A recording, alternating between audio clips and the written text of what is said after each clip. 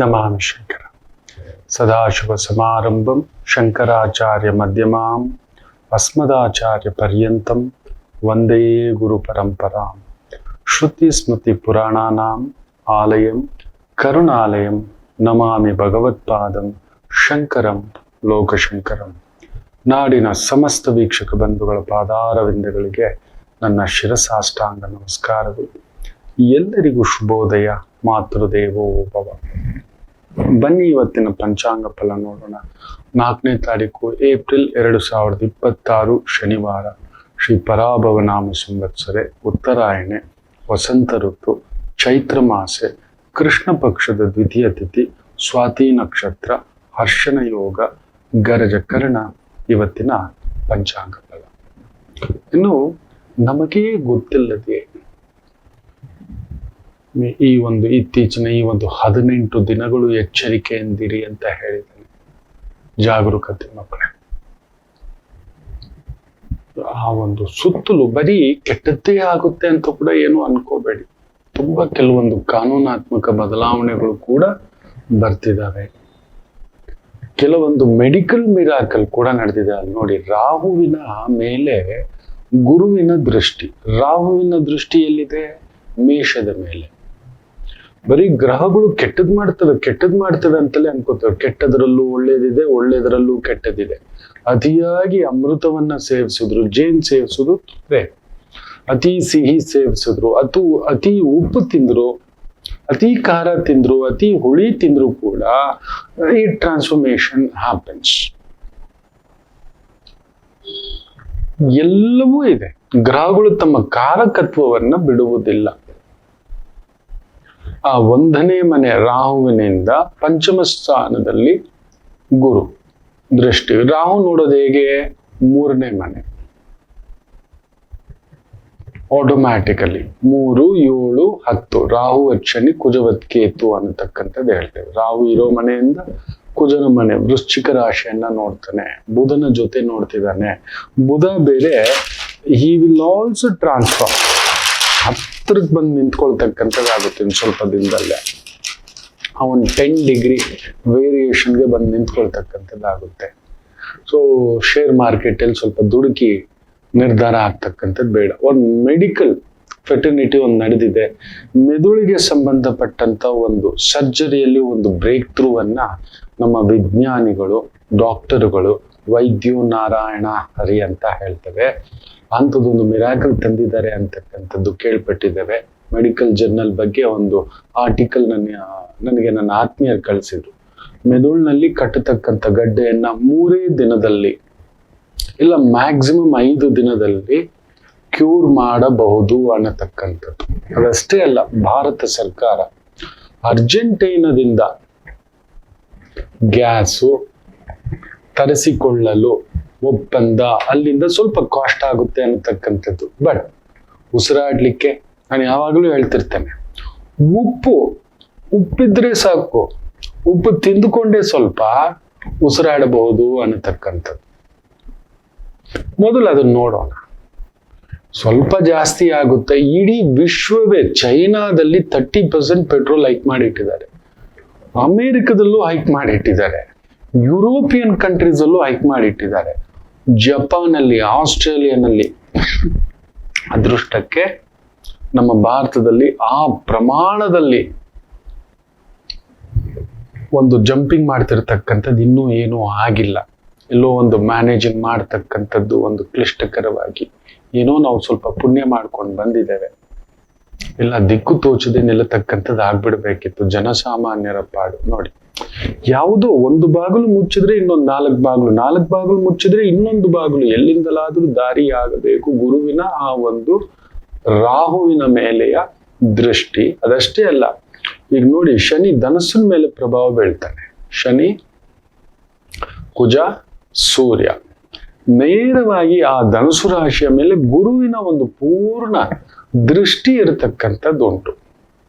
So it will be result. But ಈ ಒಂದು ಎಳೆದಾಟಗಳು, ಏರಿಳಿತಗಳು ಇರತಕ್ಕಂಥದ್ದು ಇರುತ್ತೆ. ಮುಖ್ಯವಾಗಿ ರಾಹು ಬುಧ ಸೇರಿರೋದ್ರಿಂದ ಬೇಗ ದುಡ್ಡು ಮಾಡಬೇಕು, ಸ್ಟಾಕ್ ಮಾರ್ಕೆಟ್ ಅಲ್ಲಿ ಹಾಕ್ಬಿಡ್ಬೇಕು, ಒಂದೊಂದೇ ಹೆಜ್ಜೆ ಯೋಚಿಸಿ ಆಲೋಚಿಸಿ ಹೆಜ್ಜೆ ಇಡತಕ್ಕಂಥದ್ದು ಮಾಡಿ. ಒಮ್ಮೆಲೆ ತಗೊಳ್ತಕ್ಕಂಥದ್ದು ಹಾಕ್ತಕ್ಕಂಥದ್ದು ಬೇಡ. ಆ ಗೋಲ್ಡ್ ನೋಡಿ, ಪ್ಯೂರ್ ಗೋಲ್ಡ್ ಗ್ರಾಮ್ ಒಂದು 15,000 ಆಸುಪಾಸಿನಲ್ಲೇ ನಿಂತಿದ್ದಾನೆ. ಹೆಚ್ಚು ಕಡಿಮೆ. So just weight. ದುಡುಕ್ತಕ್ಕಂಥದ್ದು ಬೇಡ. ಬೇಗ ಹಾಕ್ಬಿಡೋಣ, ಇನ್ನೊಂದಷ್ಟು ದುಡ್ಡು ಮಾಡ್ಕೊಂಡ್ಬಿಡೋಣ. ಬೆಳ್ಳಿ ವಿಚಾರಕ್ಕೆ ಮಾತ್ರ ಬುಧನಿಗೂ ರಾಹು ಸಂಬಂಧ ಇರೋದ್ರಿಂದ ಅಲ್ಲೊಂದು ಎಳೆದಾಟ ಉಂಟು. ಹೌದು, ಸೋಲಾರ್ ಪ್ಯಾನಲ್ ಇಂದ ಹಿಡಿದು ನಮ್ಮ ಮೊಬೈಲ್ ಇಂದ ಹಿಡಿದು ಕಾರು ಮ್ಯಾನುಫ್ಯಾಕ್ಚರಿಂಗ್ ನಲ್ಲಿಂದ ಹಿಡಿದು ಎಲ್ಲದಕ್ಕೂ automobile industry, solar industry, EV industry, ಇವೆಲ್ಲದಕ್ಕೂ ಬೆಳ್ಳಿ ಬೇಕು. ಅಲ್ಲೊಂದು ತಾತ್ಕಾಲಿಕ ಶಟ್ ಡೌನ್ ಆಗ್ತಿರತಕ್ಕಂಥದ್ದು ಒಂದು ಪ್ರಭಾವ. ಇದರ ಹಿಂದ್ಗಡೆ ಚೈನಾದ ಕುತಂತ್ರ ಇದೆ.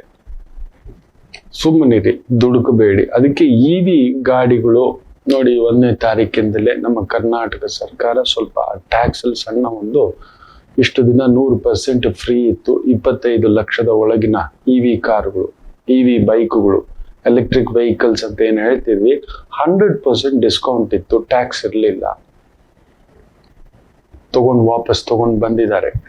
ಅವ್ರಿಗೂ ರಿಕವರಿ ಮಾಡ್ಬೇಕಲ್ವಾ ಸರ್ಕಾರ ನಡೆಸ್ಲಿಕ್ಕೆ. ಇರ್ಲಿ, ಜನಸಾಮಾನ್ಯರು ನೋಡಿಕೊಂಡು ಹೆಜ್ಜೆ ಇಡಿ, ಜಾಗೃತಿ ಅಂತ ಹೇಳ್ತಾ, ಈ ನಮ್ಮ ಬದುಕಿನಲ್ಲಿ ಮಕ್ಕಳ ಇರುವುದರಲ್ಲೇ ಬದುಕಿದರೆ ಇದ್ದವರು ಕೂಡ ದೊಡ್ಡ ಹೊಟ್ಟೆ ಉರಿ ಪಡುತ್ತಾರೆ ಅನ್ನತಕ್ಕಂಥ ಮಾತು. ನಾವು ಇರುವುದರಲ್ಲೇ ತೃಪ್ತಿ ಪಡಬೇಕು, ಇರುವುದರಲ್ಲೇ ಜೀವನ ಸಾಗಿಸ್ಬೇಕು. ಏನೋ ಅವನು ಹೆಂಗೋ ಮ್ಯಾನೇಜ್ ಮಾಡ್ತಾನೆ ನೋಡೋ, ಅವನು ಆನಂದವಾಗಿದ್ದಾನೆ. ಒಂದು ಬೈಕೆ ರೈಟ್, ಒಂದು ಸಣ್ಣದಾಗಿ ಮನೆ ರೈಟ್, ಬಾಡಿಗೆ ಮನೆನೇ ಅಪ್ಪ ಪರವಾಗಿಲ್ಲ.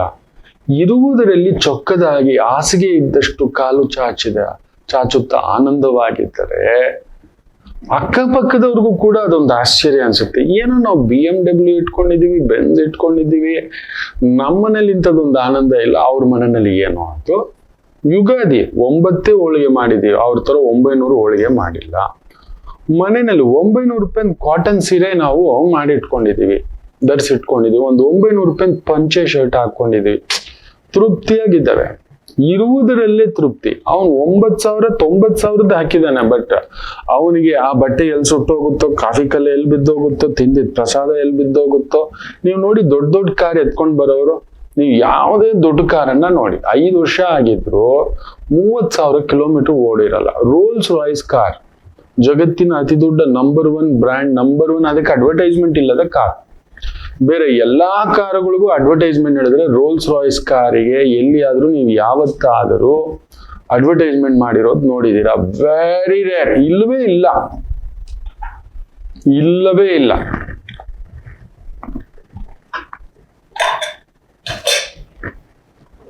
ಸಾರಿ. ಆದ್ರೂ ಅದನ್ನ ಹುಡ್ಕೊಂಡು ಹೋಗಿ ಒಂದು ಸ್ಟೇಟಸ್ ಸಿಂಬಲ್ ಆಗಿ ತಗೋತಾರೆ. ನೀವು ನಂಬಲ್ಲ, 10 ವರ್ಷ ರೋಲ್ಸ್ ರಾಯ್ ಕಾರ್ ಇಟ್ಕೊಂಡಿರೋರು 10,000 ಕಿಲೋಮೀಟರ್ ಓಡಿಸಿರಲ್ಲ. ನಂಬ್ತೀರಾ? 10 ಕೋಟಿ ರೂಪಾಯಿ ಕಾರ್ ತಗೋತಾನೆ ಅನ್ನೋದಾದ್ರೆ ಊರೆಲ್ಲ ಇಟ್ಕೊಂಡು ಸುತ್ತಬೇಕು, ಅವನು ತೋರಿಸ್ಕೋಬೇಕು. ಒಂದ್ 10 ಕೋಟಿ ರೂಪಾಯಿ ಕಾರ್ ತಗೋತಾನೆ ಅಂದ್ರೆ ಅವ್ನು ಕಡಿಮೆ ಅಂದ್ರೆ ಒಂದು 200 ಕೋಟಿಯ ವ್ಯಕ್ತಿ ಆಗಿರ್ತಾನೆ. ಅವನಿಗೊಂದು ಇನ್ಕಮ್ಮು ಇನ್ನೊಂದು ಅಂತ ಮಿನಿಮಮ್ ಲೀಸ್ಟ್ ಅಂದರು 100 ಕೋಟಿಯ ವ್ಯಕ್ತಿ ಅಲ್ಲದಿದ್ರೆ 10 ಕೋಟಿ ಕಾರ್ ತಗೊಳ್ಳೇಬಾರದು. ಆ ರೇಂಜ್ ಬಂದಿರೋನ್ಗೆ ಆ ಆಲೋಚನೆ ಗೊತ್ತಿರುತ್ತೆ. ಕೆಲವರು ದಡ್ರುಗಳು ಮಾಡ್ಬಿಡ್ತಾರೆ. ಅಂತ ಎಡವಟ್ಟು, ಕೈಯಲ್ಲಿ 4 ಆಣೆ ತೋರಿಸ್ಕೊಳ್ಳೋದು 8 ಆಣೆ ಅನ್ನತಕ್ಕಂಥದ್ದು ಅಂತ ಎಡವಟ್ಟು. ಆದ್ರೂ ಆ ಕಾರು ಓಡಿರುತ್ತೆ 10 ವರ್ಷದಲ್ಲಿ 10,000 ಕಿಲೋಮೀಟರ್. ಇದೇನ್ ಗುರುಗಳೇ ಅಂತ ಹೇಳ್ತೀರಿ. ಯಾಕೆ ಗೊತ್ತಾ? ಆ ಕಾರನ್ನ ಅವನು ಹೊರಗಡೆನೆ ತೆಗಿಯಲ್ಲ, ಭಯ. 10 ಕೋಟಿ ರೂಪಾಯಿ ಕಾರು ಯಾರೋ ಬಂದ ಸುಮ್ನೆ ಹಿಂಗ್ ಅನ್ಕೊಂಡು ಹೋದ, ಮುಗೀತು. ಅದಕ್ಕೊಂದು 10 ಲಕ್ಷದ ಖರ್ಚು ಬರುತ್ತೆ. ಒಂದು ಮಿರರ್ಗೇನೋ ಒಂದು ಮುರಿತು, ಒಂದ್ ಟೈರ್ದು ಇನ್ನೊಂದು ಏನೋ ಒಂದು ಸಮಸ್ಯೆ ಬಂತು, ಬ್ರೇಕ್ದು ಇನ್ನೊಂದು ಸಮಸ್ಯೆ ಬಂತು. ಅವನು ಆ ಗಾಡಿ ಎತ್ಕೊಂಡ್ ಬರುವಾಗ ಅವ್ನು ಕೂತಿರ್ತಾನೆ, ನೀವ್ ಅನ್ಕೊಂಡಿರ್ತೀರಿ ಗಾಬರಿನಲ್ಲಿ ಇರ್ತಾನೆ. ಅದ್ರಲ್ಲಂತೂ ಈ ಬೆಂಗಳೂರು ಟ್ರಾಫಿಕ್, ಡೆಲ್ಲಿ ಟ್ರಾಫಿಕ್ ಅನ್ನೋ ತರ ಅಕ್ಕಪಕ್ಕ 2 ವೀಲರ್ ಆನಂದವಾಗಿ ಬರ್ತಾನೆ. ಎಲ್ಲರೂ ಬರೋದೆ. ರೋಲ್ಸ್ ರಾಯ್ಸ್ ನೋಡಿ ಹೆಂಗಂದ್ರೆ ಹಿಂಗ್ ಅನ್ನೋದು ಮಾಡೋದೇ ಇಲ್ಲ. ಅವ್ನು ನೇರವಾಗಿ ಹೋಗ್ತಿರ್ತಾನೆ, ಬರೋರೆಲ್ಲ ನೋಡ್ತಿರ್ತಾನೆ, ನೋಡೋ ಖುಷಿನಲ್ಲಿ ಟಚ್ ಮಾಡೋದೆ. ಅಂದವಾಗಿರೋದೆಲ್ಲ ಆನಂದವಾಗಿರಲ್ಲ ಅಂತ. ಅವನು ಒಳಗಡೆ ಕೆಂಡವಾಗಿ ಕೂತಿರ್ತಾನೆ, ಯಾರು ಏನ್ ಟಚ್ ಮಾಡ್ಬಿಡ್ತಾನೆ. ಯಾವುದೋ ಒಂದು ದೊಡ್ಡ ಫಂಕ್ಷನ್ಗೆ ಹೋಗ್ತಾನೆ, ಅದಕ್ಕೆ ಏನ್ ಮಾಡ್ತಾರೆ, ತಿಂಗಳಿಗೊಮ್ಮೆ ಯಾವುದೋ ಒಂದು ಫಂಕ್ಷನ್ಗೆ 2 ತಿಂಗಳಿಗೊಮ್ಮೆ 3 ತಿಂಗಳಿಗೊಮ್ಮೆ ಹಿಂಗ್ ಗಾಡಿ ಸ್ಟಾರ್ಟ್ ಮಾಡ್ತಾರೆ, ಹಿಂಗ್ ಹೋಗ್ಬಿಟ್ಟು ಹಿಂಗ್ ಬರ್ತಾರೆ. ಅಷ್ಟೇ, ಒಂದ್ 30 ಕಿಲೋಮೀಟರ್ ವರ್ಷಕ್ಕೆ. ಹಬ್ಬಬ್ಬ ಅಂದ್ರೆ 300 ಕಿಲೋಮೀಟರ್ ಓಡಿಸಿದ್ರೆ ಹೆಚ್ಚು ಇಲ್ಲ, 500 ಕಿಲೋಮೀಟರ್ ವರ್ಷಕ್ಕೆ. ನೋಡಿ, ಇರುವವನು ಅವನಿಗೆ ಯಾವಾಗ್ಲೂ ಸಂಕಟವೇ. ಇಲ್ಲದಿರೋನ್ ನೋಡಿ, ಒಂದ್ ಸಣ್ಣ ಬೈಕ್ ಇದೆ ನಮ್ಮ ಹತ್ರ, ಒಂದ್ ಸಣ್ಣ ಬಾಡಿಗೆ ಮನೆ. ಈ ದೊಡ್ಡ ಮನೆಯವ್ರು ನೋಡಿ ಎಷ್ಟು ದೊಡ್ಡ ಕಾಂಪೌಂಡ್ ಕಟ್ಬಿಟ್ಟಿರ್ತಾರೆ. ಭಯ ಅವ್ರಿಗೆ, ಕಳ್ಳರು ನುಗ್ತಾರೆ, ಗನ್ ಮ್ಯಾನ್ಗಳು, ಸೆಕ್ಯೂರಿಟಿಗಳು, PROಗಳು, PAಗಳು, ವಿಧವಾದ ಜನಗಳನ್ನ ತುಂಬಿಸಿಟ್ಕೊಬಿಟ್ಟಿರ್ತಾರೆ. ನೀವು ನಿಜವಾಗ್ಲೂ ಹೇಳ್ತೇನೆ, ಇರುವುದರಲ್ಲಿ ತೃಪ್ತಿಯಾಗಿ ಬದುಕುತ್ತಿದ್ದರೆ ಅದನ್ನ ನೋಡಿ ಇರೋನು ಕೂಡ ಹೊಟ್ಟೆ ಉರಿ ಪಡುತ್ತಾನೆ. ಇದೇ ಸತ್ಯ. ನಿಮ್ಗದು ಗೊತ್ತೇ ಇಲ್ಲ, ಬಟ್ ನೀವು ಅವನನ್ನು ನೋಡೋದು, ಎಷ್ಟು ದೊಡ್ಡ ಗಾಡಿ ಗೊತ್ತಾ, ಎಷ್ಟು ದೊಡ್ಡ ವಾಚ್ ಗೊತ್ತಾ, ಎಷ್ಟು ದೊಡ್ಡ ಬಂಗ್ಲೆ ಗೊತ್ತಾ. ಖಂಡಿತ ಇಲ್ಲ, ಅವ್ರು ಯಾರು ನೆಮ್ಮದಿಯಾಗಿ ಮಲಗಿರೋದು. ಒಬ್ಬೊಬ್ರು ಒಂದೊಂದು ರೂಮಲ್ಲಿ ಮಲಗಿರ್ತಾರೆ. ನಾವು ಅಚ್ಚುಕಟ್ಟಾಗಿ ಎಲ್ಲರೂ ತಬ್ಕೊಂಡು ಆನಂದವಾಗಿ ಒಂದೇ ಪಂಕ್ತಿ ಕೂತಿರ್ತೇವೆ, ಮಲಗಿರ್ತೇವೆ. ಈ ಕಡೆ ಒಂದ್ ಮಗು, ಈ ಕಡೆ ಒಂದ್ ಮಗು, ಇಲ್ಲಮ್ಮ, ಇಲ್ಲಪ್ಪ, ಇಲ್ಲ ನಾವು, ಅಲ್ಲಿ ಇನ್ನೊಂದು ಬಂದಿರೋರು. ಅದು ಬೇರೆಯೇ ಸಡಗರ. ನಮ್ಮ ಖುಷಿಲ್ ನಾವಿರ್ತೇವೆ. ನಮ್ಮ ಖುಷಿಲ್ ನಾವಿರೋದನ್ನ ಆನಂದ ಪಡೋದಕ್ಕೆ ಅಭ್ಯಾಸ ಮಾಡಿ. ಸಣ್ಣ ಪಾನಕವೇ ಡನ್, ಸಣ್ಣ ಮಜ್ಜಿಗೆ ಅನ್ನವೇ ಡನ್. ಅವನಿಗೆ ಅದನ್ನ ತಿನ್ನೋಕ್ಕೂ ಆಗೋದಿಲ್ಲ. ಅವನಿಗೆ ಮೈಯೆಲ್ಲಾ ಕಾಯಿಲೆಗಳು, ಮೈಯೆಲ್ಲಾ ಟೆನ್ಷನ್ಗಳು, ಬುದ್ಧಿ ಟೆನ್ಷನ್, ವಕ್ರ ಟೆನ್ಷನ್ ಬೇರೆ ಬೇರೆ ಇರುತ್ತೆ. ಅಂತ ಒಂದು ಭಾವ ಶಕ್ತಿ ಕೆಲವರಿಗೆ ಕೊಟ್ಟಿರ್ತಾರೆ. ಯಾವಾಗ್ಲೂ ಹೇಳ್ತಿರ್ತಾರೆ, ಕೆಲವು ಮಾಸಗಳಲ್ಲಿ ಹುಟ್ಟಿರೋರಿಗೆ, ಕೆಲವು ಸಂಖ್ಯೆಗಳಲ್ಲಿ ಹುಟ್ಟಿರೋರಿಗೆ ಗಾಡ್ಸ್ ಗಿಫ್ಟ್, ಅದೊಂದು ಶಕ್ತಿ, ಅತಿ ದೊಡ್ಡ ಶಕ್ತಿ ಇರತಕ್ಕಂಥ ವ್ಯಕ್ತಿಗಳು, ಇರುವುದರಲ್ಲೇ ತೃಪ್ತಿ ಪಡತಕ್ಕಂಥ ವ್ಯಕ್ತಿಗಳು. ಅದು ಈ ಮಾರ್ಚ್ ತಿಂಗಳಲ್ಲಿ ಹುಟ್ಟಿದವರು, ಸೆಪ್ಟೆಂಬರ್ ತಿಂಗಳಲ್ಲಿ ಹುಟ್ಟಿದವರು, ಅಕ್ಟೋಬರ್ ತಿಂಗಳಲ್ಲಿ ಹುಟ್ಟಿದವರು. ನಿಮ್ ಮನೇಲಿ ಯಾರಾದ್ರೂ ಮಾರ್ಚ್ ತಿಂಗಳಲ್ಲಿ ಹುಟ್ಟಿದವರು ಇದಲ್ಲ, ಗಮನಿಸಿ. ಸೆಪ್ಟೆಂಬರ್ ತಿಂಗಳಲ್ಲಿ ಹುಟ್ಟಿದಾರ, ಗಮನಿಸಿ. ಅಕ್ಟೋಬರ್ ತಿಂಗಳಲ್ಲಿ ಹುಟ್ಟಿರೋರು ಇದಲ್ಲ, ಗಮನಿಸಿ. ಅವ್ರು ಇರುವುದರಲ್ಲ ಆನಂದ.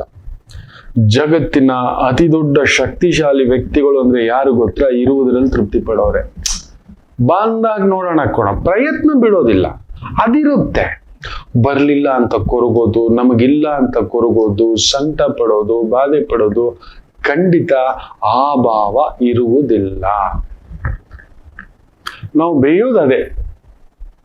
ನೀವು ಇದನ್ನ ಅಳವಡಿಸ್ಕೊಂಡು ನೋಡಿ. ನಿಮ್ ಜೀವನದಲ್ಲಿ ಸುತ್ತಮುತ್ತ ಯಾರಾದ್ರೂ ಮಾರ್ಚಲ್ಲಿ ಹುಟ್ಟಿರೋರು, ಇಲ್ಲ ಸೆಪ್ಟೆಂಬರ್ ಅಲ್ಲಿ ಹುಟ್ಟಿರೋರು, ಅಕ್ಟೋಬರ್ ಅಲ್ಲಿ ಹುಟ್ಟಿರೋರ್ನ ನೀವು ನೋಡಿ. ಪಿತೃಭಕ್ತಿ ಪಾರಾಯಣರು, ಅಪ್ಪ ಅಮ್ಮ ಕುಟುಂಬ ಅನ್ನತಕ್ಕಂಥ ಭಾವ ಜಾಸ್ತಿ. ಅವ್ರು ಯಾವಾಗಿದ್ದರೂ ದೊಡ್ಡ ಯೋಜನೆ, ದೊಡ್ಡ ಆಲೋಚನೆ. ಅದರಿಂದ ಅವ್ರು ತಲೆನೇ ಕೆಡ್ಸ್ಕೊಳ್ಳೋದಿಲ್ಲ. ಏನೋ ಸಿಗಲಿಲ್ಲ ತಲೆ ಕೆಡ್ಸ್ಕೊಳ್ಳಲ್ಲ, ಏನೋ ಕಳೆದೋಯ್ತು ತಲೆ ಕೆಡ್ಸ್ಕೊಳ್ಳೋದಿಲ್ಲ. ಹೌದಾ, ಆಗ್ಲಿ ಬಿಡಿ ಅಂತ ಹೇಳ್ಬಿಡ್ತಾರೆ. ನೋಡೋಣ ಅನ್ನತಕ್ಕಂಥದ್ದು. ಹೌದು, ಇರುವುದರಲ್ಲಿ ತೃಪ್ತಿ. ಅವ್ರನ್ನ ನೋಡಿ ನಿಜವಾಗ್ಲೂ ಹೇಳ್ತೀನಿ, ನೀವು ಮಾರ್ಚ್ ತಿಂಗಳಲ್ಲಿ ಹುಟ್ಟಿದೀರಾ, ಗಮನಿಸಿ ನೋಡಿ. ನಿಮ್ಮನ್ನು ನೋಡಿ ಎಷ್ಟು ಜನ ಹೊಟ್ಟೆ ಉರಿ ಪಡ್ತಾರೆ. ನೀವು ಎಲ್ಲಿದ್ದರೂ ರಾಜರೇ, ಎಲ್ಲಿದ್ದರೂ ಶಕ್ತಿವಂತರೇ. ನಿಮ್ಮಲ್ಲೊಂದು ಅದ್ಭುತವಾದಂತ ಅಲೌಕಿಕ ಶಕ್ತಿ ನಿಮ್ಮನ್ನ ಕಾಪಾಡುತ್ತಿರುತ್ತದೆ. May be because of your simplicity. Yes, ನೀವು ಮಾರ್ಚಲ್ಲಿ ಹುಟ್ಟಿದೀರಾ, ಯುವರ್ ಸಿಂಪ್ಲಿಸಿಟಿ, ಯುವರ್ ಎನಿಗ್ಮಾ. ನೀವು ತೋರಿಸ್ಕೊಳ್ಳೋದು ಬೇಡ, ಹೇಳೋದು ಬೇಡ. ಕೆಲವರು ಫುಲ್ ಮಾಲೆಗಳು, ಅದು ಇದು ಎಲ್ಲ ಎತ್ಕೊಂಡು ಬರ್ತಾರೆ. ಇಲ್ಲಿ ಉಂಗುರುಗಳು ನೋಡ್ಬೇಕು. ಒಂದು ಪಿಕ್ಚರ್ ಅಲ್ಲಿ ನನಗೆ ಯಾವುದೋ ಒಂದು ತಮಿಳ್ ಪಿಕ್ಚರ್, ಕಮಿಡಿಯನ್ ಇನ್ನೊಬ್ಬ ಕಮಿಡಿಯನ್ ಹಿಂಗ್ ಅಂತಾನೆ ಮಾತಾಡೋದು, ನನಗ್ ಗೊತ್ತು ಕಣ, ನಿನ್ನ ಕೈಯಲ್ಲೂ ಉಂಗುರಗಳಿದೆ, ನಾನು ನೋಡಿದ್ದೇನೆ, ಅದನ್ನೇನೋ ಮತ್ತೆ ಮತ್ತೆ ಮತ್ತೆ ಮತ್ತೆ ಮತ್ತೆ ಮತ್ತೆ ತೋರಿಸ್ತೀನಿ ಅಂತ ಹಾಕೊಂಡು ಬೆರಳಿ ಮೊದಲೇ ಬರ್ತಾನೆ. ಆ ತೋರಿಸೋ ಅವಶ್ಯಕತೆಯೇ ಬೇಕಿಲ್ಲ. ನೀವೆಲ್ಲಿದ್ದರೂ ಗೌರವ ನಿಮ್ಮದು, ನೀವೆಲ್ಲಿದ್ದರೂ ಶಕ್ತಿ ನಿಮ್ಮದು, ಸಹನೆ ನಿಮ್ಮದು, ತಾಳ್ಮೆ ನಿಮ್ಮದು. ಕರೆಕ್ಟ್ ಆಗಿ ಬಳಸ್ಕೊಂಡಿದ್ದೀರಿ ಅಂದ್ರೆ ನಿಮ್ಮಷ್ಟು ಶಕ್ತಿಶಾಲಿ ವ್ಯಕ್ತಿಗಳಿಲ್ಲ. ಕಾರಣ ಏನ್ ಗೊತ್ತಾ? Your simplicity. You will live with your circle. ಗಮನಿಸಿ ನೋಡಿ, ನೀವು ಸರ್ಕಲ್ನ ಚೇಂಜ್ ಮಾಡೋಲ್ಲ, ನಿಮ್ಮ ವ್ಯಕ್ತಿಗಳನ್ನ ಚೇಂಜ್ ಮಾಡೋದಿಲ್ಲ. ಜಗತ್ತಿನ ಅತಿ ದೊಡ್ಡ ಶಕ್ತಿಶಾಲಿ ವ್ಯಕ್ತಿ ಯಾರು ಗೊತ್ತಾ? ಏಕಾಂಗಿಯಾಗಿ ಯುದ್ಧ ಮಾಡುವವನೇ. ಅದು ಮಾರ್ಚು, ಸೆಪ್ಟೆಂಬರು, ಅಕ್ಟೋಬರ್. ನೀವೆಲ್ಲಿದ್ದರೂ ಏಕಾಂಗಿ. ನಿಮ್ಗೆಲ್ಲರೂ ಇರ್ತಾರೆ, ಎಲ್ಲರಿಗೂ ನೀವಿರ್ತೀರಿ, ಎಲ್ಲರಿಗೂ ನೀವಿರ್ತೀರಿ. ನೀವೊಬ್ಬ ಕೋಟಿಗೊಬ್ಬ, ಗೊತ್ತಿದೆಯಾ? ಎಲ್ಲರಿಗೂ ನಿಮ್ಮ ಅಡ್ವೈಸ್ ಬೇಕು, ನಿಮ್ ಗೈಡೆನ್ಸ್ ಬೇಕು, ನಿಮ್ಮ ಒಂದು ಮಾರ್ಗದರ್ಶನ ಬೇಕು, ನಿಮ್ಮ ಸಹಾಯ ಬೇಕು, ನಿಮ್ಮ ನೆರಳು ಬೇಕು. ನೀವೆಲ್ಲಿದ್ದರೂ ರಾಜರೇ, ಶಕ್ತಿವಂತರೇ, ಸೇನಾಪತಿಗಳೇ, ರಾಜರೇ, ಲೀಡರೇ. ಲೀಡರ್ ಯಾವತ್ತಿದ್ರೂ ಒಬ್ಬನೇ ಬರೋದು, ಒಂದ್ 10 ಹಂದಿಗಳು ಕಟ್ಕೊಂಡು ಬರೋಲ್ಲ. ನೀವು ಬೇಜಾರೇ ಪಡೋಲ್ಲ, ನೀವು ಮೊದಲೇ ತಯಾರಿ ಮಾಡಿ ಇಟ್ಕೊಂಡಿರ್ತೀರಿ. ಅವತ್ತು ಇಲ್ಲ ಅಂದ ದಿನ ಏನ್ ಮಾಡೋಣ? Right, I am ready for that. ಮೊದಲೇ ಸೋಲು ಅನ್ನುವುದು ಎಲ್ರಿಗೂ ಸೋಲು ಆದ್ರೆ ನಿಮ್ಗೆ ಅದೊಂದು ಅನುಭವ. ಬೇಕಾದ್ರೆ ಗಮನಿಸಿ ನೋಡಿ, ಮಾರ್ಚ್ ತಿಂಗಳಲ್ಲಿ ಹುಟ್ಟಿದವರು, ಇಲ್ಲ ನೀವು ಸೆಪ್ಟೆಂಬರ್ ತಿಂಗಳಲ್ಲಿ ಹುಟ್ಟಿದಿರಿ, ಅಕ್ಟೋಬರ್ ತಿಂಗಳಲ್ಲಿ ಹುಟ್ಟಿದಿರಿ, ನಿಮಗೆ ಗೆಳೆಯರಿರ್ತಾರೆ. ತುಂಬಾ ಹತ್ತಿರದ ಗೆಳೆಯ ಒಬ್ಬ ಇಲ್ಲ ಇಬ್ಬರು, ಅದಕ್ಕೆ ಮೇಲಿಲ್ಲ. ನೀವು ಅವಶ್ಯಕತೆಗೋಸ್ಕರ ಇನ್ನೊಬ್ರ ಹತ್ರ ಹೋಗಿ ನೀವು ಕೇಳಲ್ಲ, ಅವಶ್ಯಕತೆ ಇದ್ದಾಗ ಹೋಗೋದೇ ಇಲ್ಲ. ತಮಾಷೆ ಗೊತ್ತರ ಒದ್ದಾಡ್ತೀರಿ, ತೊಳಲಾಟ. ನಾನು ಗಮನಿಸಿದ್ದೇನೆ, ನಿಮಗೆ ಸ್ವಾಭಿಮಾನ ಜಾಸ್ತಿ. ಈ ಮಾರ್ಚಲ್ಲಿ ಹುಟ್ಟಿದವರು, ಸೆಪ್ಟೆಂಬರ್ ಅಲ್ಲಿ ಹುಟ್ಟಿದವರು, ಅಕ್ಟೋಬರ್ ಅಲ್ಲಿ ಹುಟ್ಟಿದವರಿಗೆ ಸ್ವಾಭಿಮಾನ. ನಿಮಗೆ ಕೇಳಿ ಗೊತ್ತಿಲ್ಲ, ಕೊಟ್ಟು ಗೊತ್ತು. ನಿಮ್ಮನ್ನ ಯಾರಾದರೂ ಕೇಳಿ ಬಿಟ್ಟರೆ ರಾಮಚಂದ್ರ, ನಿಮ್ಮನ್ನೇ ಕೊಟ್ಟು ಬರ್ತೀರಿ. ಅಂತ ಒಂದು ವ್ಯಕ್ತಿತ್ವ. ಅಲ್ಲೆಲ್ಲೋ ಅಂಥದ್ದೊಂದು ವೈಬ್ರೇಷನ್ ದೇವರು ನಿಮಗೆ ಕೊಟ್ಟು ಬಿಟ್ಟಿರುತ್ತಾನೆ.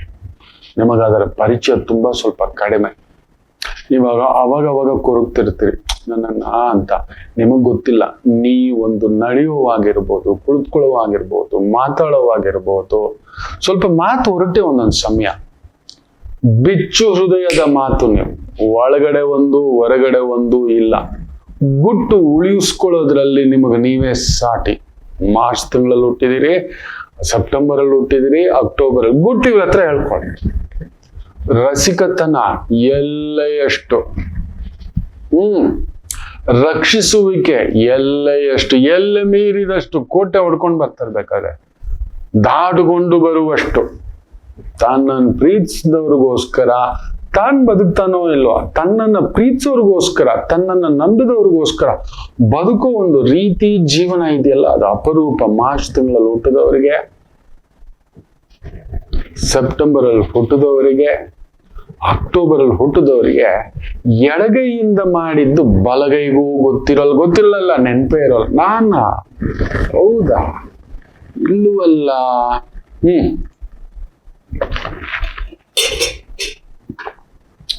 ಇದು ಒಂದು ವಿಸ್ಮಯ, ನಿಮ್ಮ ಶಕ್ತಿ ಹಾಗೂ ವೈಶಿಷ್ಟ್ಯತೆ. ನೀವೇನಾದ್ರೂ ಜೀವನದಲ್ಲಿ ಗೆಳೆತನ ಮಾಡ್ಬೇಕು ಅಂದ್ರೆ ಈ ವ್ಯಕ್ತಿಗಳ ಜೊತೆ, ಮಾರ್ಚ್ ತಿಂಗಳಲ್ಲಿ ಹುಟ್ಟಿದವರ ಜೊತೆ, ಸೆಪ್ಟೆಂಬರ್ ಅಲ್ಲಿ ಹುಟ್ಟಿದವರ ಜೊತೆ, ಅಕ್ಟೋಬರ್ ಅಲ್ಲಿ ಹುಟ್ಟಿದವರ ಜೊತೆ ನೀವು ಬೆಳೆಸಿ ನೋಡಿ. I love them, I have seen them. ಒಂದು ಕಡಿಮೆ ಅಂದ್ರೆ ನನ್ಗೊಂದು 300ರಿಂದ 320 ಜನ ಗೊತ್ತಿದ್ದಾರೆ. ಶಕ್ತಿಶಾಲಿಗಳು, ಸಿಂಪ್ಲಿಸಿಟಿಗಳು, ಇರುವುದರಲ್ಲಿ ಈಸ್ತಕ್ಕಂಥ ಈ ವ್ಯಕ್ತಿಗಳು ನನಗೆ ಅವ್ರು ತುಂಬಾ inspiration. I just observe them. ಏನಪ್ಪಾ ಇದು, ಎಷ್ಟಿದ್ದರು, ಎಲ್ಲಿದ್ದರು.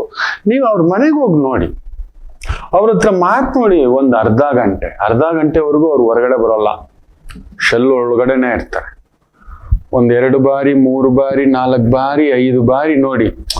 ಮಗುವಿನಂತ ಮನಸ್ಸು, ಬಿಚ್ಚು ಮನಸ್ಸು, ನೋ ಹೈಡ್ ಅಂಡ್ ಸೇಕ್. ಇದಿಷ್ಟ ಇದೆ, ಇದು ಹೀಗೆ ತೋರಿಸ್ಕೊಳ್ಳೋದು, ಹೇಳ್ಕೊಳ್ಳೋದು ತಮ್ಮ ಬಗ್ಗೆ.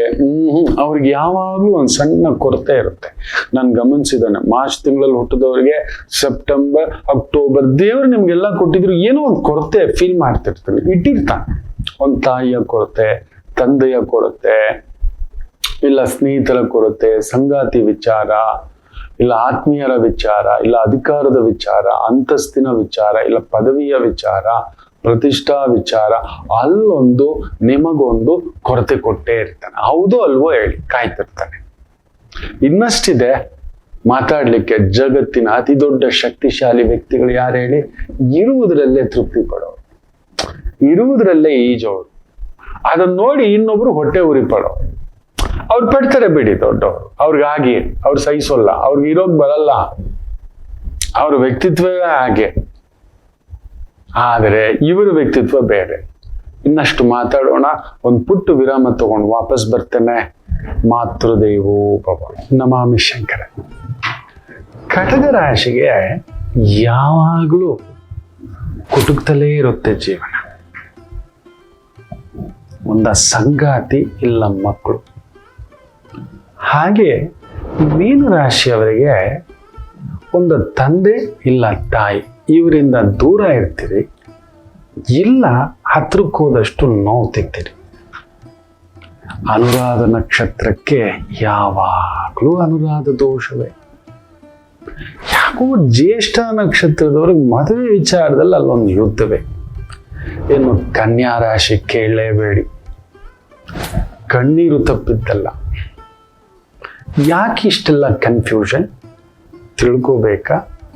ಫೋನಿನ ಮುಖಾಂತರವೇ ನಿಮ್ಮ ಸಮಸ್ಯೆಗಳಿಗೆ ನಾವು ನಿಮ್ಮ ಜೊತೆ ಇದ್ದು ಪರಿಹಾರ ಕೊಡ್ತೇನೆ. ನಾನು ನಿಮ್ಮ ಪ್ರೀತಿಯ ರವಿಶಂಕರ್ ಗುರೂಜಿ. ಈ ಕೆಳಗಿನ ಫೋನ್ ಸಂಖ್ಯೆಗೆ ಕರೆ ಮಾಡಿ ನಿಮ್ಮ ಪ್ರಶ್ನೆಗೊಂದು ಉತ್ತರ ಪಡೆಯಿರಿ. ನಮಾಮಿ ಶಂಕರ.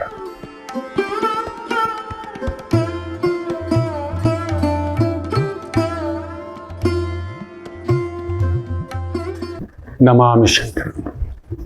ಕಾಗೆ ಯಾವತ್ತಿಗೂ ನಮಗೆ ತೊಂದರೆ ಕೊಡಲ್ಲ. ನೀವು ಗಮನಿಸಿ ನೋಡಿ, ತೊಂದರೆ ಕೊಡುತ್ತಾ? ಊರಲ್ಲಿರೋ ಕೆಟ್ಟ ಕಸವನ್ನೆಲ್ಲ ತಿನ್ನುತ್ತೆ. ಬ್ಯೂಟಿಫುಲ್. ಆಮೇಲೆ ಕಾಗೆಗೆ ನೆನಪಿನ ಶಕ್ತಿ ಜಾಸ್ತಿ. ತನಗೆ ಸಹಾಯ ಮಾಡಿದ್ರೆ ಅದು ಸಹಾಯ ಮಾಡುತ್ತೆ ಅಂತ ಇತ್ತೀಚೆಗೆ ವಿಜ್ಞಾನಿಗಳು ಕೂಡ ಪ್ರೂವ್ ಮಾಡಿದ್ದಾರೆ. ಏನಾದ್ರೂ ತಗೊಬಂದು ಕಾಣಿಕೆ ಕೊಡುತ್ತಂತ. Such a wonderful bird. ಇನ್ನೊಬ್ರಿಗೆ ತೊಂದರೆ ಕೊಡಲ್ಲ, ಇನ್ನೊಬ್ರಿಗೆ ನೋವು ಕೊಡಲ್ಲ. ಆದ್ರೆ ತಮಾಷೆ ಏನು ಗೊತ್ತಾ? ಕಾಗೆನ ಯಾರು ಪ್ರೀತಿಸೋದಿಲ್ಲ, ಇಷ್ಟಪಡಲ್ಲ. ಕಾ ಕಾ ಅನ್ನುತ್ತೆ, ಅದ್ರ ಸದ್ದು ಕರ್ಕಟ ಅನ್ನುತ್ತೆ, ತರ ಕಟಕಟ ಅನ್ಸುತ್ತೆ, ಕರ್ಕಶ ಅನ್ಸುತ್ತೆ, ಮಲಿನ ಅನ್ಸುತ್ತೆ. ನಿಜವಾಗ್ಲು ಜಗತ್ತಿನಲ್ಲಿ ಎಷ್ಟೋ ಒಂದು 60ರಿಂದ 600ಕ್ಕೂ ಮೇಲ್ಪಟ್ಟ ಕಾಯಿಲೆಗಳನ್ನ ವಾಸಿ ಮಾಡಿಸುವಂತ ಶಕ್ತಿ ಕಾಗೆಗಿದೆ. ಅದು ಹೇಗೆ ಅಂದ್ರೆ ನಮ್ಮ ಸುತ್ತಮುತ್ತ ಬಿದ್ದಿರೋ ಅನೇಕ ರೀತಿಯ ಹೊಲಸುಗಳನ್ನ, ಕಸಗಳನ್ನ ತಿಂದು ಬಿಸಾಕುತ್ತೆ, ಜೀರ್ಣಿಸ್ಕೊಳ್ಳುತ್ತೆ ತಾಯಿ ಜೀವ. ಆದ್ರೆ ನಾವ್ ಇಷ್ಟಪಡೋಲ್ಲ. ಈ ಕೋಯಿಲೆ ಇದೆಯಲ್ಲ, ಇದು ಯಾವತ್ತೂ ಒಳ್ಳೇದ್ ಮಾಡಲ್ಲ. ಬಾಡ್ಕೋರ ಅವನು. ನಾನು ಯಾವಾಗ್ಲೂ ಹೇಳಿ, ನೋಡೋಕ್ ಮಾತ್ರ ಸಿಂಗಾರದವಲ್ಲಿ. ಓ, ಮಾತು ನೋಡ್ಬೇಕು. ಮಾತು ಎಂತ ಮೃದುರ ಗೊತ್ತಾ? ವಾವ್. ಈ ಕೋಗಿಲೆ ನೋಡಿ, ಅದರ ಸದ್ದು ಕೂ, ಅಪ್ಪಾ ಹಂಗ ಕರಗ್ಬಿಡ್ತೀವಿ ನಾವು. ಕೂ ಅಂದಿದ್ದೆ, ಕಾಗೆ ಕೇಳಿದ ತಕ್ಷಣ ಕಲ್ಲೇ ತೋಡಿತ್ತವೆ. ಇವತ್ತು ಲೋಕದಲ್ಲಿ ಅದೇ ನೋಡಿ, ಅದ್ ಯಾವ ಕಸಾನು ತಿನ್ನಲ್ಲ, ಏನು ತಿನ್ನಲ್ಲ, ಬಾಡ್ಕೋರ್ಕ್ ಹೋಗಿಲ್ಲ ಅಂತ ಹೇಳ್ತಿರ್ತವೆ. ಅದನ್ನೇ ಪ್ರೀತಿಸೋದು ಈ ಲೋಕ. ಹಾಗೆ ತುಂಬಾ ನಾಟಕ ಮಾಡುವಂತ ವ್ಯಕ್ತಿಗಳನ್ನ, ಮಧುರವಾಗಿ ಮಾತನಾಡಿ ಕುತ್ತಿಗೆ ಕುಯ್ಯುವಂತ ವ್ಯಕ್ತಿಗಳನ್ನ ನಮ್ಮ ಜೊತೆಯಲ್ಲಿ ತರಹೇವಾರಿ ಮುಖವಾಡ ಹಾಕಿಕೊಂಡು ಬಂದು ನಮ್ಮ ಮುಂದುಗಡೆ ಒಂದು ರೀತಿಯ ಆವ ಭಾವ ನಾವು ಬೆರಗಾಗ್ಬಿಡೋದು. ಅವನು ಒಳ್ಳೆಯವನ ಕೆಟ್ಟವನ ಇನ್ನೇನು ಅಲ್ಲ. ಈ ಲೋಕ ನಡೆಯೋದು ಹೀಗೆ. ಯಾಕುತ್ತೆ ಇದ್ರ ಬಗ್ಗೆ ಹೇಳಿದೆ, ಕಾಗೆನ್ ಪ್ರೀತಿಸೋದಿಲ್ಲ, ಕಾಗೆಗೆ ಹತ್ರ ಯಾರು ಇರೋಲ್ಲ. ಹಾಗೆ ಯಾಕೆ ಗೊತ್ತಾ? ಅವ್ನು ಒಳ್ಳೇದ್ ಮಾಡ್ತಿದ್ರು ಎಲ್ಲೂ ಡಂಗೂರ ಸಾರಲ್ಲ. ನಾನಿದ್ ಮಾಡಿದ್ದೇನಪ್ಪ ಅಂತ. ಅವನೊಂಥರ ನೇರವಾದಿ, ನಿಷ್ಠೂರವಾದಿ, ಪ್ರಾಮಾಣಿಕವಾದಿ. ಎಲ್ಲೋಗ್ತಾರಪ್ಪ ಈ ಲೋಕ. ಒಳ್ಳೆಯವರಿಗೆ ಕಾಲವಿಲ್ಲ.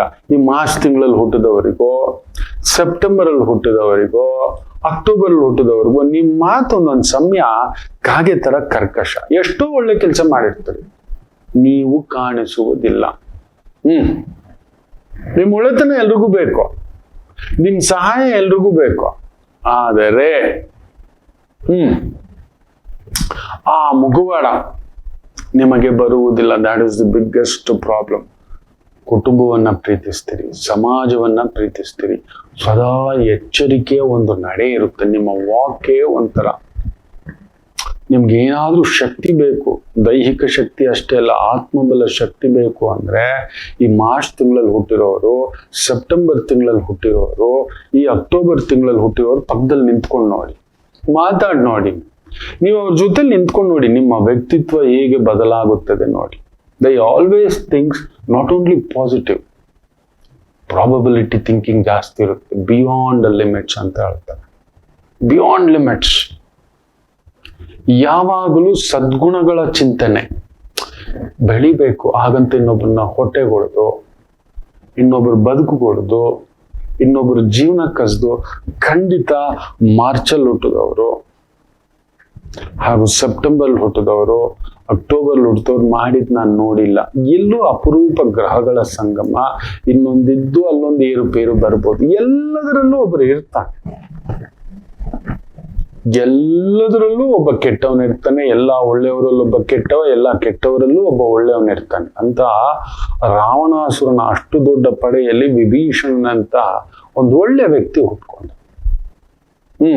ಅವನು ನೋಡಿ ಒಮ್ಮೆ ಹನುಮರ ಹತ್ರ ಕೇಳ್ಕೊಳ್ತಾನೆ, ಅಲ್ಲ ಹನುಮ, ನೀನು ರಾಮ ರಾಮ ಅಂತ ಹೇಳ್ತೀಯ, ನಾನು ರಾಮ ರಾಮ ಅಂತ ಹೇಳ್ತೇನೆ ಹನುಮ, ಆದ್ರೆ ನಿನ್ನನ್ನು ಮಾತ್ರ ರಾಮ ಭಕ್ತ ಹನುಮ, ರಾಮ ಬಂಟು ಹನುಮ ಅಂತೆಲ್ಲ ಹೇಳ್ತಾರೆ ಹನುಮ. ನನ್ನನ್ನು ಮಾತ್ರ ರಾಮನ ಸ್ನೇಹಿತ ವಿಭೀಷಣ ಅಂತ ಹೇಳ್ತಾರೆ ವಿನಃ ನಿನ್ನನ್ನು ನೋಡೋಷ್ಟು ಒಂದು ಭಕ್ತಿ ಭಾವ, ತದ್ಭಾವ, ವೈದಿಕ ಭಾವ ನನ್ನನ್ನು ಯಾರು ನೋಡೋದಿಲ್ವಲ್ಲ ಹನುಮ. ನನ್ಗೆ ಯಾಕೋ ಇದು ಗೊತ್ತೇ ಆಗ್ತಿಲ್ಲ, ಈ ಒಂದು ಲೋಕದ ರೂಢಿ ನಿಯಮಗಳು. ನೀನು ರಾಮ ಅಂತಿ, ನಾನು ರಾಮನ್ ಜಪಿಸ್ತೀನಿ, ಇದೇನು ಹನುಮ ಅಂತ. ಆಗ ಹನುಮರು ತುಂಬಾ ಅದ್ಭುತವಾಗಿ ಹೇಳ್ತಾರೆ. ಅದಕ್ಕೆ ಹೇಳೋದು, ಹನುಮರ ಜೊತೆಲಿದ್ರೆ ಒಂದು ಲೆಕ್ಕ. ಮಾರ್ಚ್ ತಿಂಗಳು, ಸೆಪ್ಟೆಂಬರ್ ತಿಂಗಳು, ಅಕ್ಟೋಬರ್ ತಿಂಗಳು ಆ ಲೆಕ್ಕ. ಆಗ ಹನುಮರು ಹೇಳ್ತಾರೆ, ಸ್ವಾಮಿ ನಿಜವೇ, ನೀವು ಲಂಕಾಧಿಪತಿ. ರಾವಣಾಸುರನ ನಂತರ ವಿಭೀಷಣರೇ ಅಲ್ವಾ ಲಂಕಾಧಿಪತಿ, ಚಕ್ರವರ್ತಿ. ರಾಕ್ಷಸರ ದೈತ್ಯರುಗಳ ಇವತ್ತಿಗೂ ಸಪ್ತ ಚಿರಂಜೀವಿಗಳಲ್ಲಿ ವಿಭೀಷಣ ಒಬ್ಬ ಇದ್ದಾನೆ. ತುಂಬಾ ಜನ ಗೊತ್ತಿಲ್ಲ, ಇದ್ದಾನೆ. ಇತ್ತೀಚೆಗೆ ಒಂದು 60-70 ವರ್ಷಗಳಲ್ಲಿ ಒಂದು ಘಟನೆ ನಡೆದಿದೆ. ತಿರುಚಿ ಶ್ರೀರಂಗಂ ದೇವಸ್ಥಾನದಲ್ಲಿ ಒಬ್ಬ ಸಾಮಾನ್ಯ ವೈದಿಕ ಆಚಾರ್ಯರು ಲೇಟ್ ಆಯ್ತು ಅಂತ ಅಲ್ಲೇ ಮಲಗ್ಬಿಟ್ಟಿದ್ದಾರೆ. ಕಣ್ಣು ಬಿಟ್ಟು ನೋಡಿದ್ರೆ ರಾಕ್ಷಸರುಗಳು ಸ್ವಾಮಿ ದರ್ಶನಕ್ಕೆ ಬಂದವರು ಅಲ್ಲಿದ್ದಂತ ನೈವೇದ್ಯಗಳು, ಪ್ರಸಾದಗಳು ಎಲ್ಲ ದೊಡ್ಡ ದೊಡ್ಡ ಬುಟ್ಟಿನಲ್ಲಿ ಹಾಕೊಂಡು ಅವರಿಗೆ ಈ ಲಡ್ಡು ತರ ಈತ ಕೂಡ ಪಕ್ಕದಲ್ಲಿ ಅಲ್ಲೇ ಮಲಗಿದ್ರೆ ಈತನು ಬುಟ್ಟಿನಲ್ಲಿ ಹಾಕೊಂಡು ಲಂಕೆಗೆ ಒಯ್ದು ಬಿಟ್ಟಿದ್ದಾರೆ. ಪ್ರಜ್ಞೆ ತಪ್ಪಿ ಬಿದ್ದು ಬಿಟ್ಟಿದ್ದಾನೆ. ಸ್ವಾಮಿಯ ಆ ಒಂದು ಮಹಾ ನೈವೇದ್ಯ, ಪ್ರಸಾದ, ಪೂಜಾಹಾರಗಳನ್ನ ಮುಟ್ತಾ ಫೀಲ್ ಮಾಡ್ತಿದ್ರಂತೆ. ನನ್ನ ರಾಮ, ನನ್ನ ರಾಮ, ನನ್ನ ವಿಷ್ಣು ಅಂತ ಹೇಳಿ ವಿಭೀಷಣ್ ನೋಡ್ತಿದ್ರೆ ಇದ್ಯಾವುದೋ ಕೀಟ ಅಂತ ಎತ್ತಿಂಗ್ ಹಾಕಿದ್ರಂತೆ. ಏನು ಪರ್ವತಾಕಾರದ ರಾಕ್ಷಸರುಗಳು, ಅದರ ನಡುವೆ ವಿಭೀಷಣ. ಇದು ಸತ್ಯವಾದ ಘಟನೆ, ಅದು ಇದು ಅಲ್ಲ. ನಮ್ಮ ಇತಿಹಾಸ ಸನಾತನ ಧರ್ಮವಿದೆಯಲ್ಲ, ಅದು ಬೇರೆಯೇ ಕತೆ, ನಿಜವಾಗೆಲ್ಲೂ ನಡೆದಿದ್ದ ಕತೆ. ಯಾರೋ ನೀನು ಇಲ್ಲಿಗೆ ಹೇಗೋ ಬಂದೆ ಅಂತ.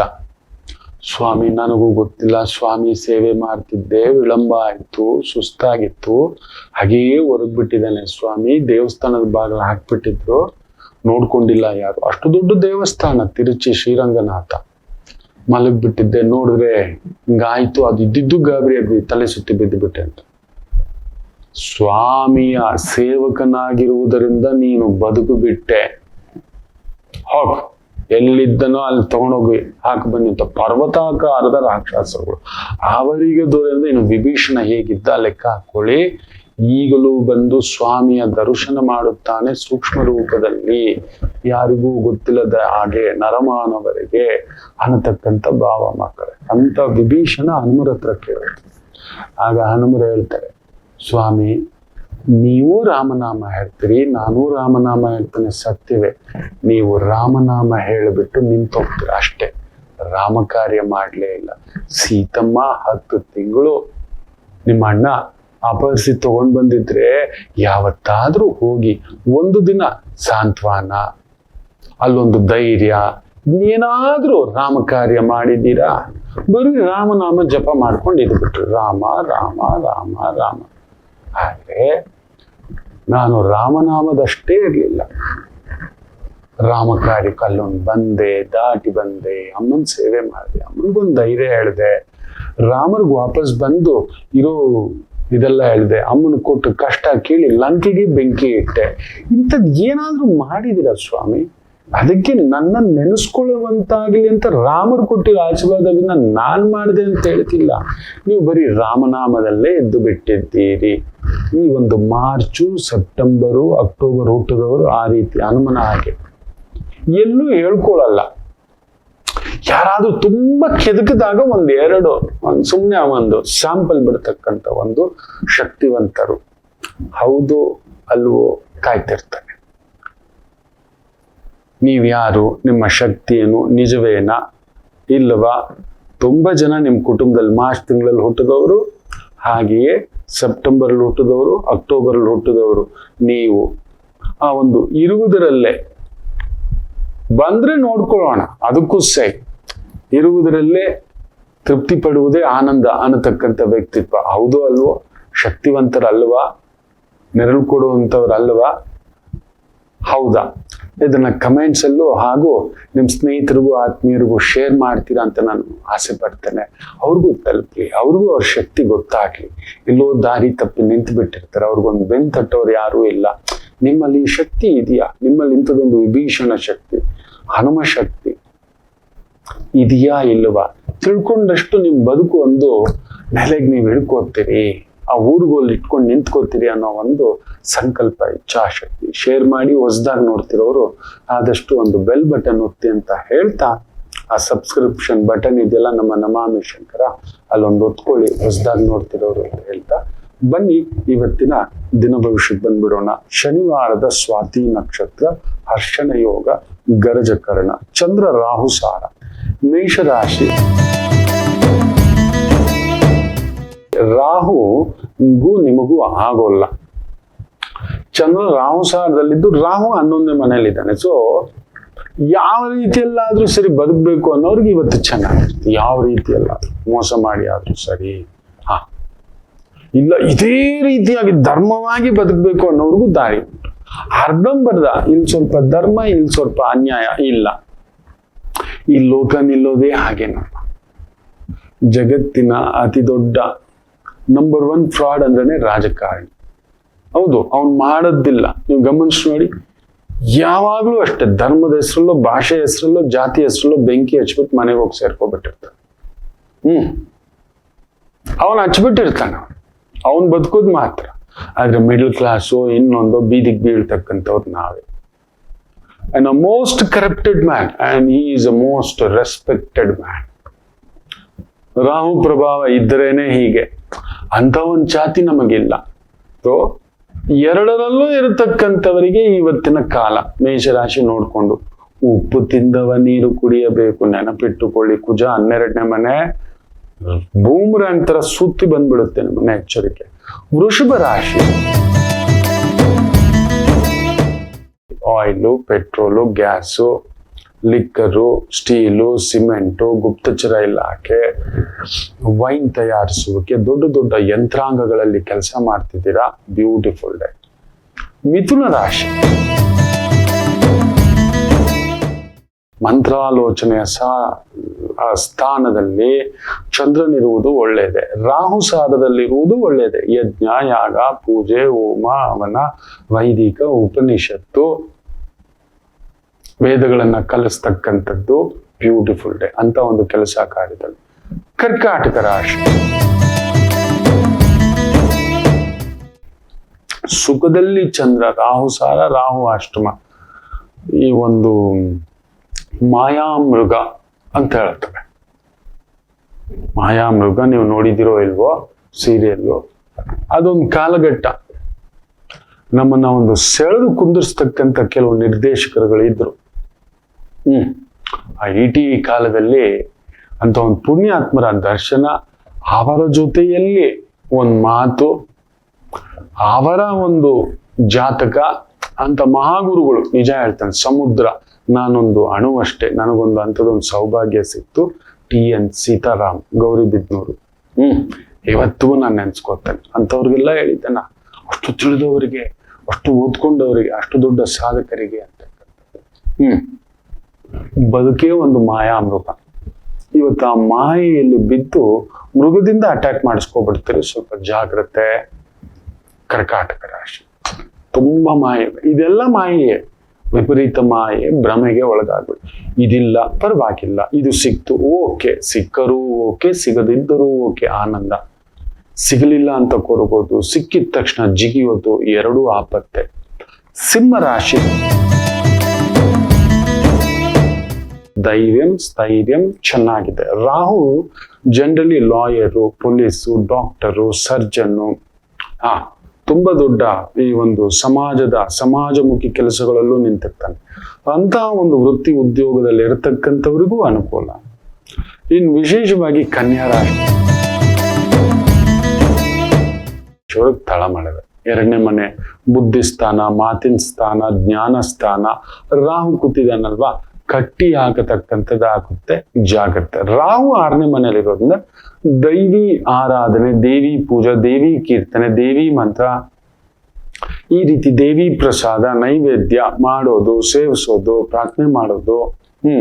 ಮಲ್ಲ ಯುದ್ಧ, ದೇಹದಾಢ್ಯ ಪ್ರದರ್ಶನ, ಕುಸ್ತಿ. ರಾಹು ಚೆನ್ನಾಗಿದ್ರೇನೆ ಮಕ್ಕಳೇ ವಿಪರೀತ ಬಲ, ಅದು ನೆನ್ಪಿಟ್ಕೊಳ್ಳಿ. ಅದಕ್ಕೆ ನಿನ್ನೆ ಸಂಚಿಕೆಯಲ್ಲಿ ಹೇಳಿದ್ದು, ಜಗತ್ತಿನ ಅತಿ ದೊಡ್ಡ ಶಕ್ತಿಶಾಲಿ ವ್ಯಕ್ತಿಗಳು 4, 13, 22, 31 ಅಂತ. ಫೆರೋಷಿಯಸ್, ದ ಸ್ಟ್ಯಾಂಡ್ ಲೈಕ್ ದಾಟ್. ಅವ್ರನ್ನ ಎದುರಿಸಿದ ಶಕ್ತಿಲಿ ಅವ್ರು ಕರೆಕ್ಟ್ ಆಗಿ ಬಳಸ್ಕೊಬಿಟ್ರೆ ಆಟಮ್ ಬಾಂಬ್ ಅಂತ ಹೇಳ್ತಿರ್ತಾನೆ. Very powerful people. ಎಸ್, ಅದಕ್ಕೆ ಅವ್ರು ತಟಸ್ಥರ ಕೂತು ಬಿಟ್ಟಿರ್ತಾರ, ಹನುಮರ್ ತರ.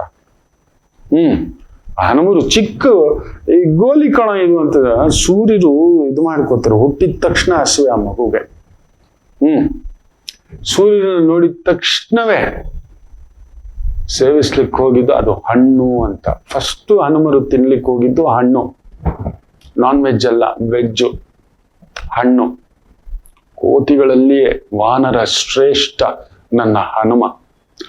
ಅಂಥದ್ದು ಸೂರ್ಯರು ತಮ್ಮ ಒಂದು ಬಿಸಿಯನ್ನ ಇದು ಮಾಡಿಕೊಂಡಾಗ ಚೆನ್ನಾಗಿದೆ, ಇರ್ಲಿ, ಮುಂದೊಂದು ದಿನ ಈ ರಾಜಯೋಗಿ ರಾಜರ್ಷಿ ರಾಮರ ಕಾರ್ಯಕ್ಕೆ ನಿಲ್ಲುತ್ತಾನೆ, ನಿಂತು ಅಲ್ಲೊಂದು ದೈವೀ ಕಾರ್ಯ ಮಾಡುತ್ತಾನೆ ಅಂತ ತನ್ನ ಒಂದು ಪ್ರಕಾಶವನ್ನ ಕಡಿಮೆ ಮಾಡ್ಕೋತಾನೆ.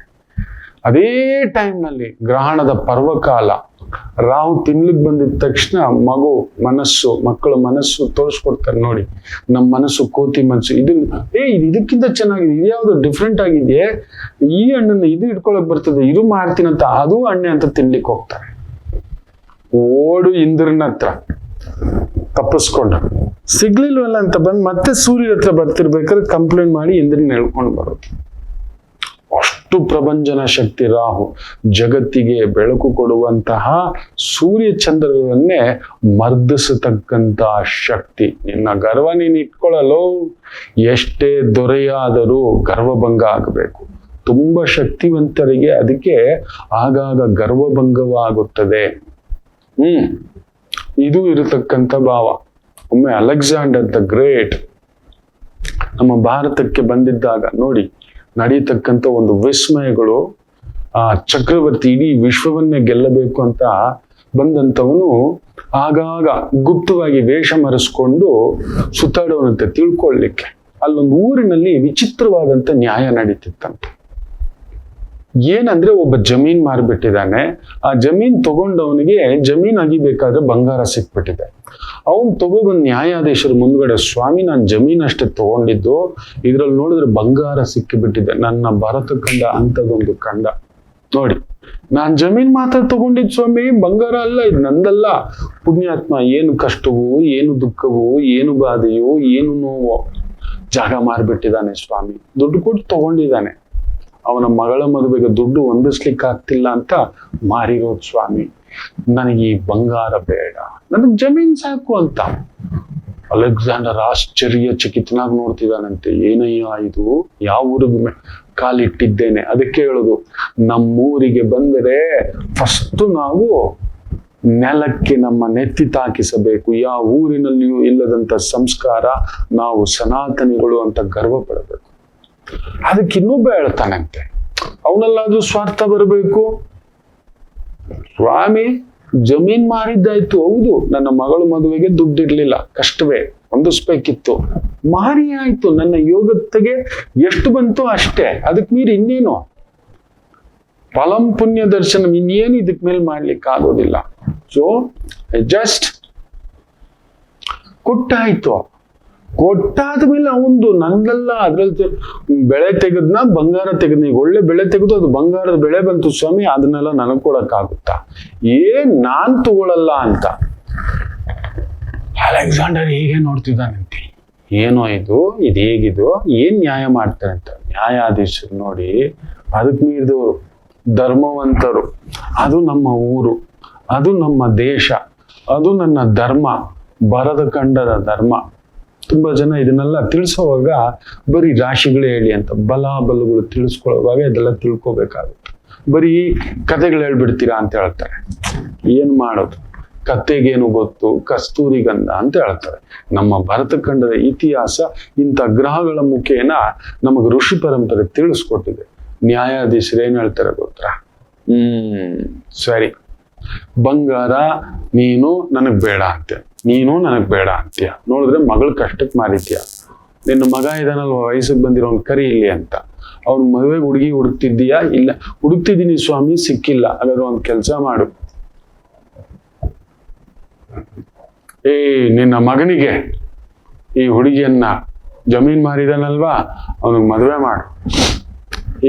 ಈ ಸಿಕ್ಕಿರೋ ಬಂಗಾರದಲ್ಲಿ ಒಳ್ಳೆ ಒಡವೆಗಳು ಮಾಡಿಸಿ ನಿನ್ನ ಸೊಸೆಗೆ ಹಾಕು ಅಂತ ಹೇಳತ್ನಂತೆ. ಧನ್ಯೋಸ್ಮಿ ಅಂದ್ಬಿಟ್ನಂತೆ ಅಲೆಕ್ಸಾಂಡರ್, ಅಂತ ಚಕ್ರವರ್ತಿ. ಯಾಕೆಂದ್ರೆ ನನ್ನ ಊರಲ್ಲಿ ಆಗಿದ್ರೆ ಇಬ್ಬರನ್ನು ಅರೆಸ್ಟ್ ಮಾಡಿಸಿ ಜೈಲ್ ಹಾಕಿಸ್ಬಿಟ್ಟು, ಜಾಗ ನಂದು, ಅದ್ರಲ್ಲಿ ಸಿಕ್ಕಿರೋ ಬಂಗಾರ ನಂದು, ಆ ಹುಡುಗಿನೂ ನಂದು ಅನ್ನೋಂಥ ಊರು ನಮ್ಮದು. ಈ ಪಾಶ್ಚಿಮಾತ್ಯರು ಹಾಗೆ ಅಲ್ವಾ, ಅಂತ ಕಾನೂನೇ ಅಲ್ವಾ ನಮಗ್ ತಗೊಬಂದ ಎಲ್ಲ ಹಾಕ್ಬಿಟ್ಟು ಈ ಬ್ರಿಟಿಷರ ಕಾನೂನುಗಳೆಲ್ಲ ತಂದು ಏನೇನೋ ಇನ್ನೂ 1890 ಕಾನೂನುಗಳು ಇದಾವಪ್ಪ, ನೀವಿನ್ನೂ ಗಮನಿಸಿಲ್ಲ. ನಾವೆಲ್ಲಿದ್ದೀವಿ? 2026 1870, 80, 90 ಮಾಡಿರ್ತಕ್ಕಂಥ ಕೆಲವು ಮೂರ್ಖ ಕಾನೂನುಗಳು ಇನ್ನೂ ಇದಾವೆ. ಇರ್ಲಿ. ಸೊ ಕನ್ಯಾ ರಾಶಿಗೆ ಅಂಥದೊಂದು ಬಲ ಕೊಟ್ಟಿದ್ದಾನಲ್ವಾ, ಧರ್ಮಕ್ಕೆ ಉಪಯೋಗಿಸಿ, ಧರ್ಮದ ಗಂಟು. ತುಲಾ ರಾಶಿ, ಚಂದ್ರ ನಿಮ್ಮನೇಲೇ ಇದ್ದಾನೆ, ಬ್ಯೂಟಿಫುಲ್. ಕೆಮಿಕಲ್ ತಯಾರಿಸುವಿಕೆ, ಆಯುರ್ವೇದ ಉತ್ಪನ್ನಗಳು, ಮೆಡಿಸನ್ನು, ಪ್ಲಾಂಟೇಶನ್ನು, ಇಂಥವುಗಳಲ್ಲಿ ವೃತ್ತಿ, ಉದ್ಯೋಗ, adviser, sports teacher, dance teacher, music teacher, beautiful. ವೇದ, ಜ್ಯೋತಿಷ್ಯ, ಆಗಮ, ಫ್ಯಾಂಟಾಸ್ಟಿಕ್. ವೃಶ್ಚಿಕ ರಾಶಿ, ಚಂದ್ರ 12ನೇ ಮನೆ ಅಲ್ವಾ, ಒಂದ್ ಸ್ವಲ್ಪ ದಲ್ದಲ್ಲಿ ಇರುತ್ತೆ. ರಾಹು ಸಾರ, ರಾಹು ಬೇರೆ ನಿಮ್ಮ ಸುಖದ ಮನೆಯಲ್ಲಿ, ರಾಹು ಸಾರದಲ್ಲೇ ಇದ್ದು ಈಸ್ ಆಸ್ಪೆಕ್ಟಿಂಗ್ ನಿಮ್ಮ ಅವ್ನು ನೋಡೋದೇ ಉಲ್ಟಾ, ಅವನು ಕೂಡ ಮುಂದಕ್ಕೆ ನೋಡಲ್ಲ, ಹಿಂದಕ್ಕೆ ನೋಡೋದು, ಕಾಕದೃಷ್ಟಿ ಅಂತ ಹೇಳ್ತಾರೆ. ಸೊ ಅದೊಂದು ಇರೋದ್ರಿಂದ, ಹಿಂದ್ಗಡೆಯಿಂದ ಬರೋದ್ರಿಂದ ನಿಮ್ಮ ಕುಟುಂಬ ಸ್ಥಾನ ನೋಡ್ತಿದ್ದಾನೆ. ಅದಷ್ಟೇ ಅಲ್ಲ, 7ನೇ ಮನೆ ನೋಡ್ತಾನೆ, ಅಲ್ಲಿಂದ 10ನೇ ಮನೆ ಪ್ರೊಫೆಷನ್, ಅಲ್ಲಿಂದ 10ನೇ ಮನೆ ನಿಮ್ಮ ರಾಶಿಯನ್ನೇ ನೋಡ್ತಾನೆ ಅವನು. ಸೊ ಅಲ್ಲೊಂದು ಏನೋ ಒಂದು ಭಾರ, ಆರೋಗ್ಯ, ಕುಟುಂಬ, ಜವಾಬ್ದಾರಿ, ಇವುಗಳು ನೆತ್ತಿಗೆ ಏರ್ಸ್ಕೊಳ್ತಕ್ಕಂಥದ್ದಾಗುತ್ತೆ. ದುರ್ಗಾ ಆರಾಧನೆ, ದುರ್ಗಾ ಪೂಜೆ, ದುರ್ಗಾ ಸೇವನ, ಅದ್ಭುತ. ಧನುಸು ರಾಶಿ, ರಾಹು ವಿಪರೀತ ಬಲದಲ್ಲಿದ್ದಾನೆ. ಲಾಯರ್ ಆಗಿ, ಅಡ್ವೈಸರ್ ಆಗಿ, ಅಡ್ವೊಕೇಟ್ ಆಗಿ, ದಂಡಾಧಿಕಾರಿ, ದಂಡಾಧಿಕಾರಿ, ಗೈಡೆನ್ಸು, ಪವರು, ಪೊಲೀಸು, ಡಿಫೆನ್ಸು, ರಕ್ಷಣಾ ಇಲಾಖೆ, ಬ್ಯೂಟಿಫುಲ್ ಡೇ. ಮಕರ ರಾಶಿ ಟೆಕ್ನಿಕಲ್ ಅಡ್ವೈಸರ್, ಮ್ಯಾನೇಜ್ಮೆಂಟ್ ಅಡ್ವೈಸರ್, ಕಲಾ ಅಡ್ವೈಸರ್, ನವರತ್ನಗಳ ಅಡ್ವೈಸರ್, ವ್ಯಾಲ್ಯೂಯೇಷನ್ ಕಟ್ಸೋದು, ಮಾರ್ಕೆಟಿಂಗ್ ನಲ್ಲಿ ತೊಡಗಿಸ್ಕೊಂಡಿರ್ತಕ್ಕಂಥದ್ದು, ದೇವಸ್ಥಾನಗಳನ್ನ ಜವಾಬ್ದಾರಿ ತಗೊಂಡಿರ್ತಕ್ಕಂಥದ್ದು, ಬ್ಯೂಟಿಫುಲ್ ಡೇ. ಜಿಮ್ಗಳನ್ನ ನಡೆಸ್ತಿರ್ತಕ್ಕಂಥದ್ದು, ಸ್ಪೋರ್ಟ್ಸ್ ಅಕಾಡೆಮಿ ಸೆಂಟರ್ಗಳಲ್ಲಿ ಕೆಲಸ ಕಾರ್ಯ ಮಾಡ್ತೀರಿ, ಚೆನ್ನಾಗಿದೆ. ಇನ್ನು ಕುಂಭರಾಶಿ, ನಿಮ್ಮನೇಲೆ ರಾಹು, ಭಾಗ್ಯದಲ್ಲಿ ಚಂದ್ರ, ಷಷ್ಠೇ ಭಾಗ್ಯಂ ಇನ್ ರಾಹು ಸಾರಂ. ಸೊ ಅದೊಂದು ತಳಮಳವೆ. ಒಂದು ಕುಂಭರಾಶಿಯಿಂದ 9ನೇ ಮನೆಯಲ್ಲಿ ಚಂದ್ರ, ನಿಮ್ಮ ಮನೆಯಲ್ಲಿ ಬುಧ ರಾಹು. ಸೊ ಸ್ವಲ್ಪ ಇನ್ವೆಸ್ಟ್ಮೆಂಟ್ಗಳು ನೋಡಿಕೊಂಡು ಹೆಜ್ಜೆ ಇಡತಕ್ಕಂಥದ್ದು ಮಾಡಿ. ದೊಡ್ಡ ಇನ್ವೆಸ್ಟ್ಮೆಂಟ್ ನಿಮ್ಮನ್ನ ಒಂಥರ ಗಾಳದ ತರ ಎಳೆಯುತ್ತೆ, ಸೆಳೆಯುತ್ತೆ. ನಿಧಾನ ಒಂದೊಂದೇ ಹೆಜ್ಜೆ ಇಡತಕ್ಕಂಥದ್ದು ಮಾಡಿ. ಶುಕ್ರ ಬೇರೆ ಇನ್ನು ಸ್ವಲ್ಪ ದಿನದಲ್ಲಿ ವೃಷಭಕ್ಕೆ ಬರ್ತಾನೆ, ನಿಮ್ಗೊಂದು ವಾಹನ ಯೋಗ ಇದೆ. ಆಗಬಾರದ ಕೆಲಸ ಕಾರ್ಯಗಳೆಲ್ಲ ನಡೀತಕ್ಕಂಥದ್ದು ಆಗುತ್ತೆ. Beautiful day. ಇನ್ನು ವಿಶೇಷವಾಗಿ ಮೀನರಾಶಿ,